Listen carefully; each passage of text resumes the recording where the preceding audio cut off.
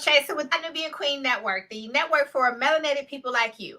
I am your host, Mary Dean Esquire, here at thewallstreetlawyer.com. And today we're going to be honoring our dear Black Panther brother who just passed away at the end of December by the name of Russell Maroon Shoaz. He dies 52 days after being released from 50 years in prison. So get in here, hit the share and subscribe button. Let me know where you're from. Please drop the hashtag B1 in the chat. Let's see. So we see who's in here with us tonight. Drop the hashtag B1 in the chat and drop your .com. Let me know where you calling from. Let me know where you're coming in here from. I am Mary Dean Esquire here at thewallstreetlawyer.com, office in the great states of Texas and New York. You can find me online at thewallstreetlawyer.com and blackwallstreet.com. And so tell me, what is your .com? Just drop your B1, hashtag B1, but also let me know where you're from. Let me shout out your .com, because this is the home for intelligent Black people. We do support one another. We look out for each other. We build with one another. We break bread with one another. We date one another. You can make some matches here. I think some love matches happened.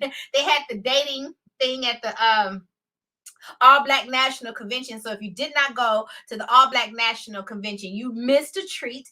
And I hope to see you there this year, because it goes down in the DM.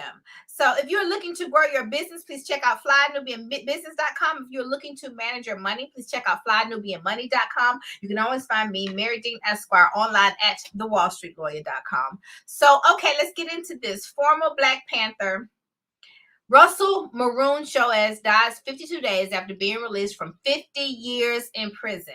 Get that, 50 years in prison. And I decided to cover this topic because I wanted to honor our own heroes, right? We can't expect our enemies and the people who do not look like us to honor our heroes.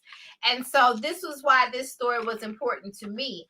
I don't know if you guys recall seeing the movie Judas and the Black Messiah, but I did watch that. It was a big budget film, prominent actors in it, very, very good movie. Had garnered a lot of, let's see who's in the movie, Judas and the Black Messiah. As a matter of fact, I'm going to play this for you. And this was a movie based on the story of the Black Panthers. So let's see here. Let's do my screen share.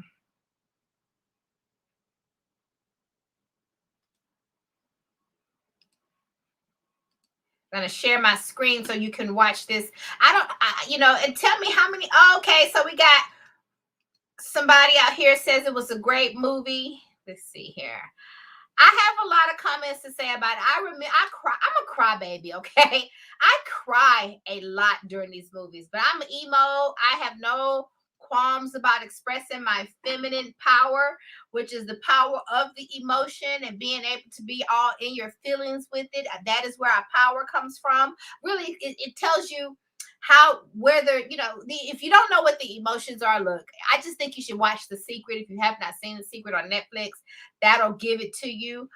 So let me play this for a refresher for anybody who did not see the movie. Deputy Chairman Fred Hampton on the Illinois Black Panther Party. Repeat after me. I am a revolutionary. I am a revolutionary. I am a revolutionary. I am a revolutionary.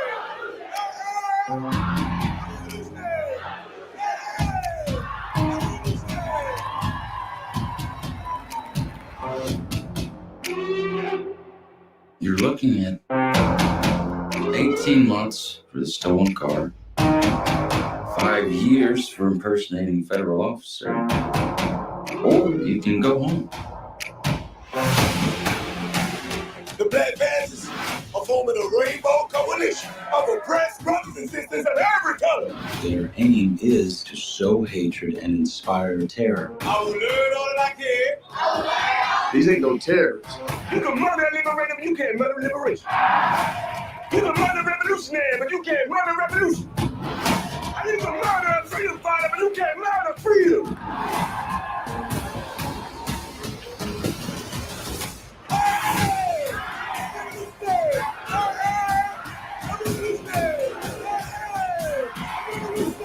I'm a God for the people, because I lead for the people. I lead for the people, because I love the people.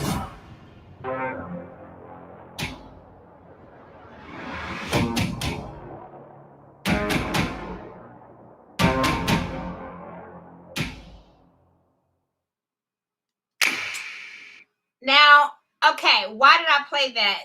You know, to watch that again really put me back in the emotion of the movie that I watched at the time. And it was very emotional for me. As you can, I'm all into it. It's very, very emotional for me. I cried. I showed all of the emotion. And I think one of the things that I found to be heartbreaking for me was that they were telling our story of the Black Panthers and giving us this opportunity to see our heroes on the big screen, the beautiful Black Panther Party, a wonderful illustration of necessity breeding ingenuity, the fact that the Black Panther Party sprang up out of being oppressed. It was started by oppressed and suppressed people.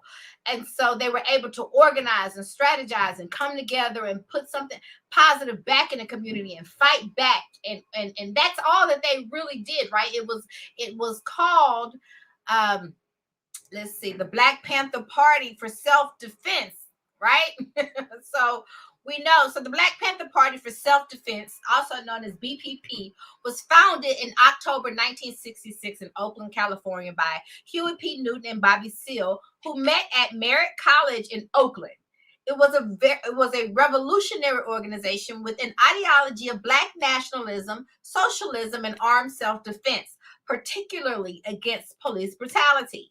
It was part of the Black Power movement, which broke from the integrationist goals and nonviolent protest tactics of the Southern Christian Leadership Conference led by Dr. Martin Luther King Jr.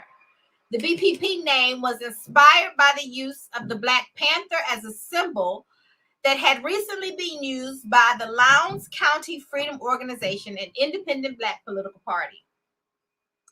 Okay, so we have this rich history of people who rose up and fought back and did for self, and because of that, these people who sacrificed their lives and sacrificed their livelihood for the betterment of us as a whole. They were FUBU for us, by us, for sure. And I wanted to take a moment to really bring some light, shed some light on this story of our former, my father is a Marine, and one thing, do or die, simple. Father was raised by a Marine. Once a Marine, always a Marine. You never say former. So I feel like that with this Black Panther. Once a Black Panther, always a Black Panther. And how can you say former? He is not former. He is a revolutionary, and he died a revolutionary, okay? He died. He died 52 days after being released from doing 50 years in prison. Talk about paying the price with your life. Paying the price with your life. That is what our ancestors, he is now an ancestor, right? A new one, but he is definitely an ancestor. That is what our ancestors have done for us. So let's get into this brother and see who this brother actually was. I'm gonna pull up his picture here. Let me see if I can bring in his picture.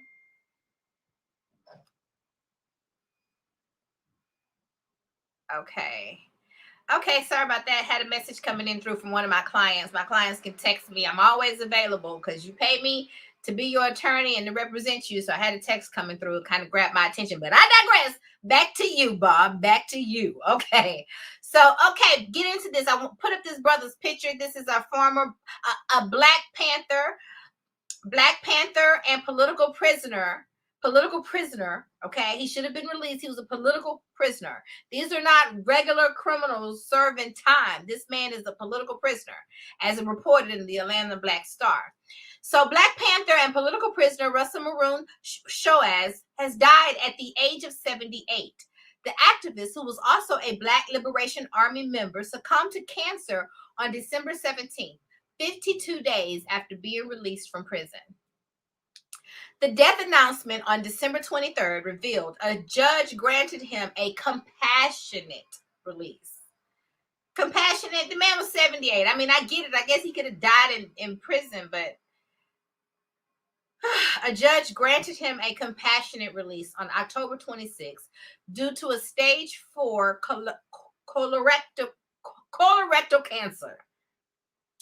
The court allowed him to relocate from a Pennsylvania state prison to hospice care for treatment.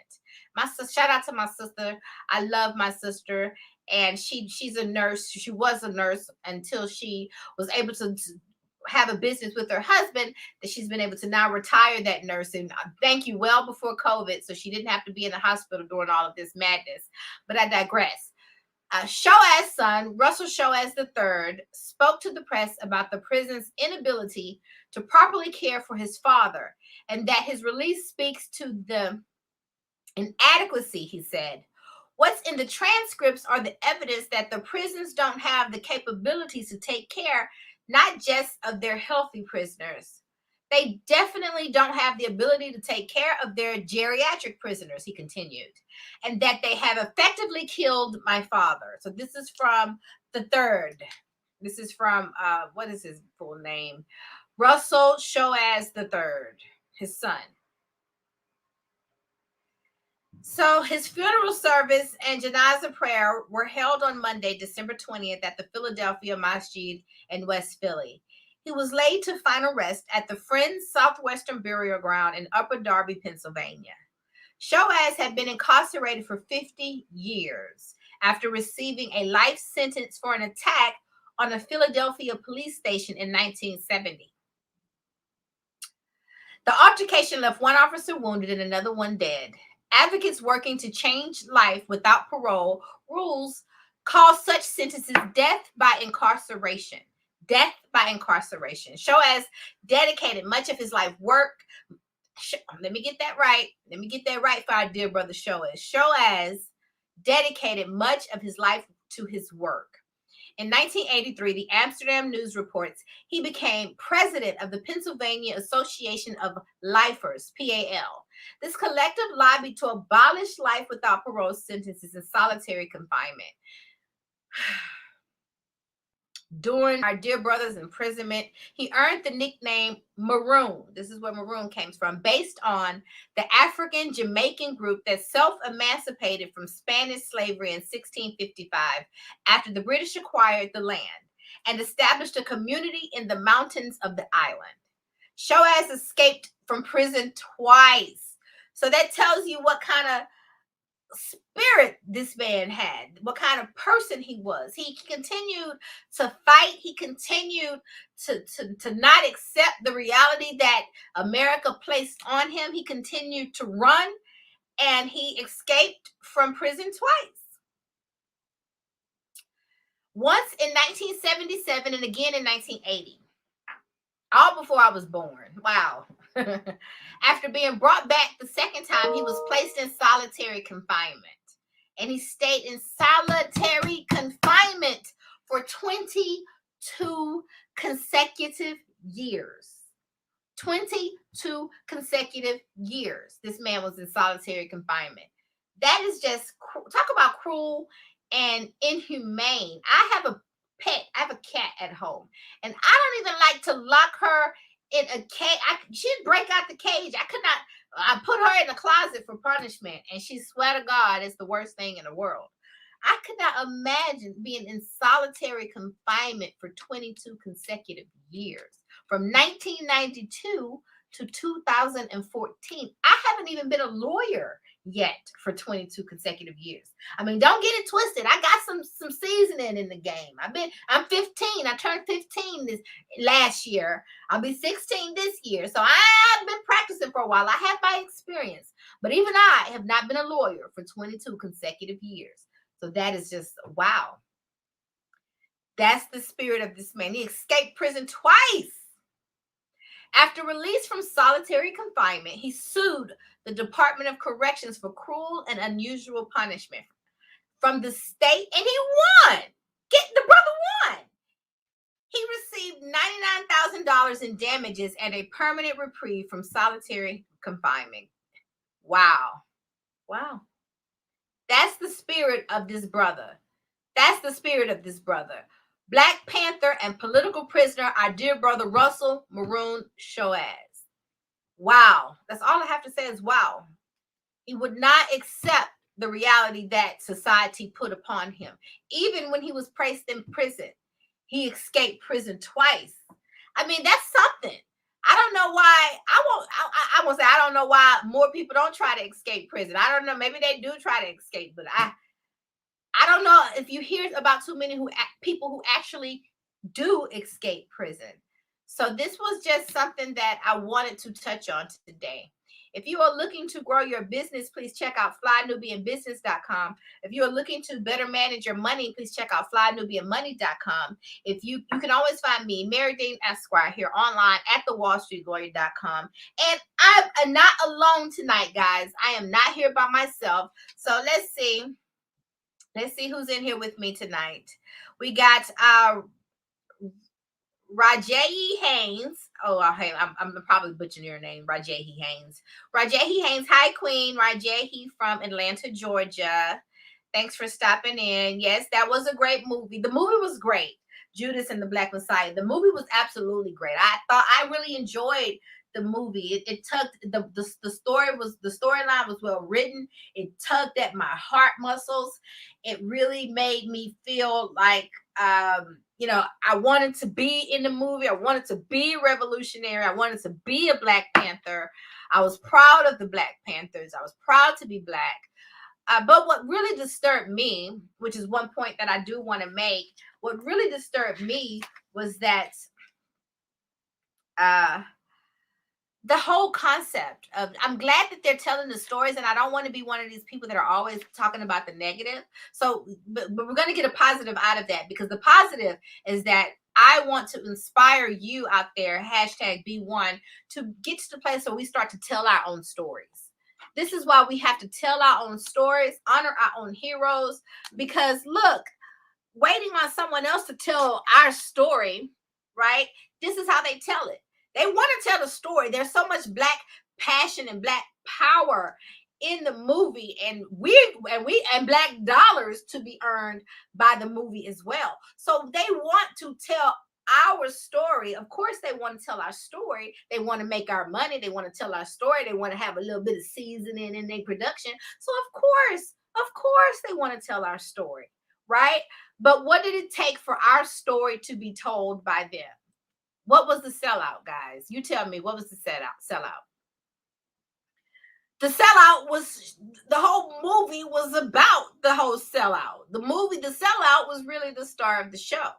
And I don't like that. I don't like that we are constantly, because what it really does is that you honor our leaders and you honor our movement, but in that same breath, you make me very afraid to build with my Black neighbor. You make it very, keep your eyes open for the 12 informants, and so that if we don't trust each other, when you have a society that is not trusting, what do you have? If you don't have any brotherhood, you don't have any sisterhood, and we can't build with one another, we don't have anything.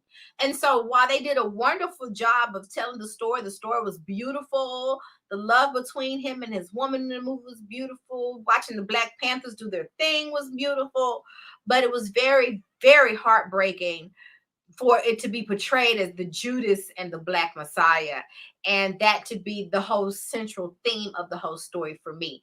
And so this is why I urge you out there, hashtag #B1, to tell our own stories, to do our own, to honor our own leaders, to not wait for our enemy to honor our leaders. Because if we wait for our enemy to honor our leaders, then we have to get the only thing that is available to us is the storyline that is going to appease our enemy. And while they will tell our Black stories so that they can make our Black dollars, they are not showing us in the light that I would. If it were me, I am a producer, I am a writer. And if it were me telling this story, I would have never retold the story of the Judas. I would not. I would have left that out. Or if I had to tell it just to be a little bit accurate, it would be a blip in the whole story, in the grand scheme of what the Black Panthers were and what they stood about. I would only tell the good, because look, I'm an optimist and I practice the secret and the law of attraction. And as a man thinketh, so is he. And what you believe and what you see is what you'll continue to perpetuate. This is why for a very long time in all of the movies, and in a lot of movies still today, the villain is a dark-skinned Black man. Go figure. But if I make everybody afraid of dark-skinned Black people, and you have the we all know the war between light-skinned, dark-skinned nonsense and heebie-jeebie, all of that. United we stand, divided we fall. And so the question is, when do we rise up? When do we unite? When do we become an unbreakable force? And granted, in the movie, what was his brother up against? He got busted with impersonating a federal agent, which is what they actually hired him to do. He got some other charges thrown at him. So either you can do time or you can become a rat. And we all know how many brothers they have turned into rats because of that. So I don't, keep your eyes open for the 12 informers, because they don't infiltrate, but we're going to kick it regardless. That's Toby Nui. If you haven't heard of that rapper, he's my favorite rapper of all times. If you're looking to grow your money, please check out flynubianmoney.com. If you're looking to better manage your business, please check out flynubianbusiness.com. You can always find me online at thewallstreetlawyer.com. So let's see who else is in here. We have Mr. Haynes again. He says, read the book about Fred Hampton years ago. Tragic how the government gunned him down in his sleep. Yes, brother, yes. Another political prisoner, another assassination by the United States of America. Really, those activities and those actions really are akin to a public lynching. What's to say that that's not a public lynching, right? A public one at that, because. And that's for me, when I watch these movies, someone who has a revolutionary spirit, someone who always goes against the grain, someone who's going to always be an individual. That is me. And so when I watched it, while I love to see the positivity in our beautiful Black Panther brothers, I was sad. It was sad to see us sell us out like that. And at some point, we have to be like, look, I would rather do time than turning my brother. Because you're doing time for a crime that you committed, right? When is honor going to be restored back to our community? When do we stop?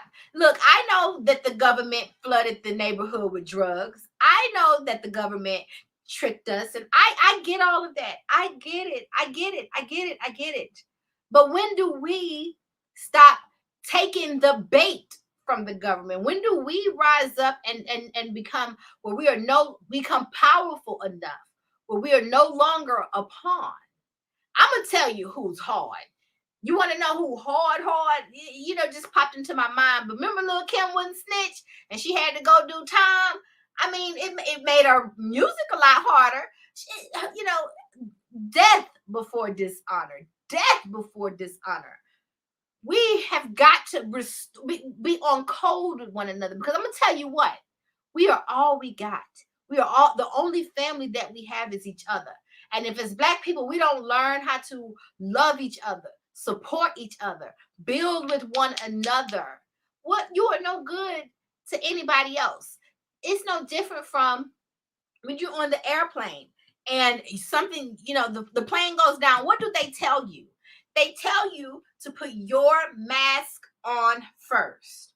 You put your mask on first, because if you're dead, you can't put the mask on anybody else. If you're too busy trying to put the mask on someone else, you could die of no oxygen before you get the mask on them, and not both of you are dead. But if you can get a little oxygen on you, you're strong enough to get the oxygen on someone else. So that is why I am #B1, right? That's why. That's why. Not that I don't love other races, not that I don't support other races or work with other races or other race of people, but it's something about strength. I'm tired of seeing my sisters and my brothers suffer. I don't like seeing my brothers and my sisters down. So if that before I help a stranger, I'm gonna help my own house. That's common sense. It's common sense. It's common sense, because if you don't do that, then you will not have a house. You will not have a house to come home to. I guarantee you, because no one else is going to put you in their house. We have seen that, right? They put you in their house as long as they want to call you to help. All right, all right. But that is beneath me. That is beneath you. We want our own. And if we united we stand, which is what that is what made Black Wall Street, right? I launched my book, blackwallstreet.com, at the Centennial in Tulsa, Oklahoma, at Black Wall Street, because I wanted to pay honor to and pay my respect to the actual Black Wall Street and get some of that richness into my spirit and soul as I wanted to take up this mission and embark on this journey. And one thing that I love that I learned in Tulsa, Oklahoma, with my queen, straight no chaser, with the queen, Tina Berry, and with Jade Lioness Crown is her name, Jade Arundel. They came with me. They were my support. And we did our thing in Tulsa, Oklahoma. So, but this is what we learned when we went on one of the guided tours by a guy that I kept calling all the time, Black Jesus. #Black Jesus. Shout out to Black Jesus. He owns a coffee shop down there. So if you're ever in Tulsa, Oklahoma, you gotta visit the coffee shop down in Greenwood. He owns it. So he took us on a tour and gave us a real, the backstory. He gave us not the whitewash tour, because they had that tour too. And as soon as we walked into the tour, Jade was looking around like they had to go find us a black guy, because Jade Arundel, #Lioness Crown, she was not having it. She was not having it. They had to go find a black man. When they came back, they came back with Black Jesus. So, which was great, because we had a wonderful tour. And one of the things that he said to me that they did on Black Wall Street, that they made, that the way that they built it, was they did this thing that I call it a business in a business. BIB, business in a business. And if you had a location of storefront, then what you were charged to, you had to take a room, a piece of the storefront, you had to carve out a little section in your business, or whether it's a room or whatever you could do, but you had to house another black business in your business. And so they could either rent a room from you and run out of office out of there, or whatever your setup was that allowed you to do something like that. But it was the business in the business model. And the baby business would come in and rent some space from the big brother business. And they're able to have a discount on rent, a discount on their overhead, right? And the big business is actually able to mentor the baby business, but also get a little kickback, get a little extra money to help out with their bills. I mean, they may not need it, but extra money is still good, right? If you don't need it, even better. But so that business model is the business model that made Black Wall Street great. They were supported one another. They did the business in the business model, and that allowed them to grow, expand exponentially. So I think that is something that we can all adopt, right? Because iron sharpens iron, and we need one another. So that's why, we have got to get to the point, grow up to the point where we can tell our own stories. If any of you are writers out there, if any of you are producers out there, if any of you are videographers out there, look, we are living in the time. We're living in a wonderful, exciting new time because there's so much going on in the world.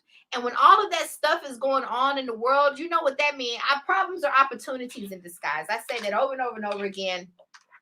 And I definitely go in detail in my book, blackwallstreet.com, How to Build a Thriving Black Business Using the Laws of the Universe. If you do not have your copy, you can get a copy on Amazon, blackwallstreet.com. You see I have the .com spelled out on the book. You can just run a search on my name, Marye Dean, MaryeDean, at thewallstreetlawyer.com. You don't have to put all that. But you just put my name in there, the book will pop up if you don't have your copy. But I coined the law of adversity, that in every problem, there's an opportunity of equal or greater measure guaranteed. This is what I have used. Problems, I have transmuted every single problem that I've come up against. And believe you me, I'm from the south side of H-Town.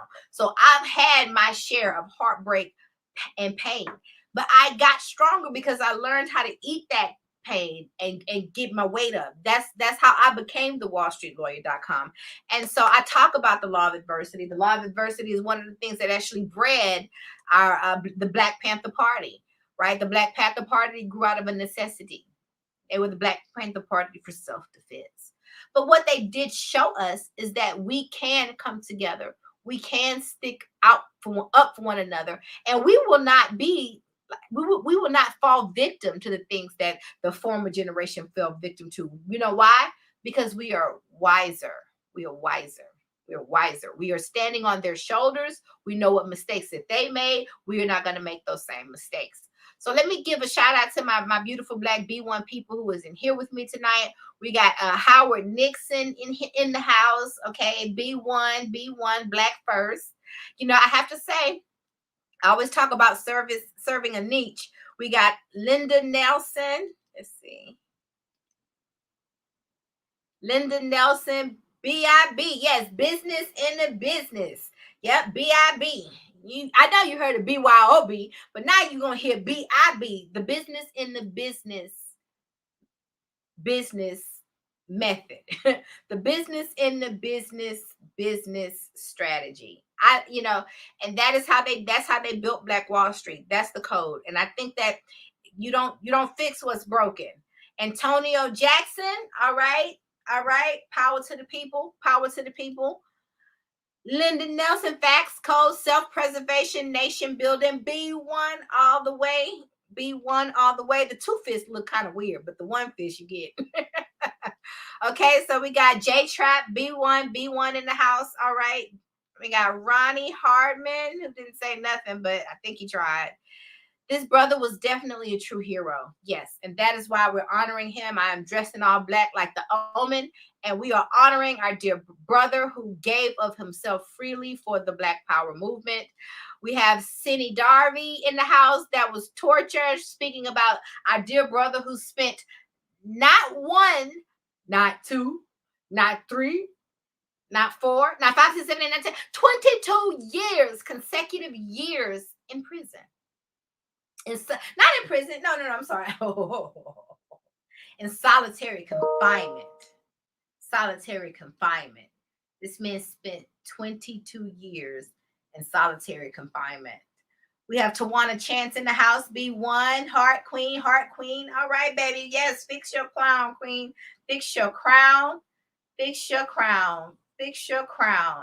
So yeah, I just wanted to give a shout out to my people that's in the house with me, because we would not be Fly Nubian Queen Network if it was not for you. So I take my role in being a queen very seriously. I try to come in here with content that will not just be, trending topics, but something that is food for your soul, because we are all Black people. We do have soul power. You may not even know it, but we do have soul power. Melanin is produced in the same part of the brain that they refer to as the seat of the soul, the pineal gland, the seat of the soul. Black people do have soul power. And so I want to come in here and give you content that's going to feed your soul. I want to give a picture of my brother again, Black Panther. Black Panther and political prisoner Russell Maroon Shoaz, who died at the tender age of 78. His son claims that it was death by incarceration. I will tell you, for all that he's gone through and in that entire life, it's interesting that the dear brother did live to at least 78. He actually, he was older than my grandmother. So go figure. Marye Dean Esquire here at thewallstreetlawyer.com. If you are looking to grow your business, please check out flynubianbusiness.com. If you're looking to better manage your money, please check out flynubianmoney.com. You can always find me, Marye Dean Esquire, online at thewallstreetlawyer.com. Okay, let's see. And I was looking at my notes to make sure I touched on everything. And I'm going to say this again because I can't say this enough. United we stand, divided we fall. United we stand, divided we fall. My phone just died. United we stand, divided we fall. So we are united in the B1 nation. We are a nation of Black people, the intelligent Black people, who the home for intelligent Black people, because that's what we are. So and I'm happy to be here. I'm happy to be a queen. I'm happy to be here with you. So I'm glad that you guys gave me a little time, and you know, until we meet again. Bye.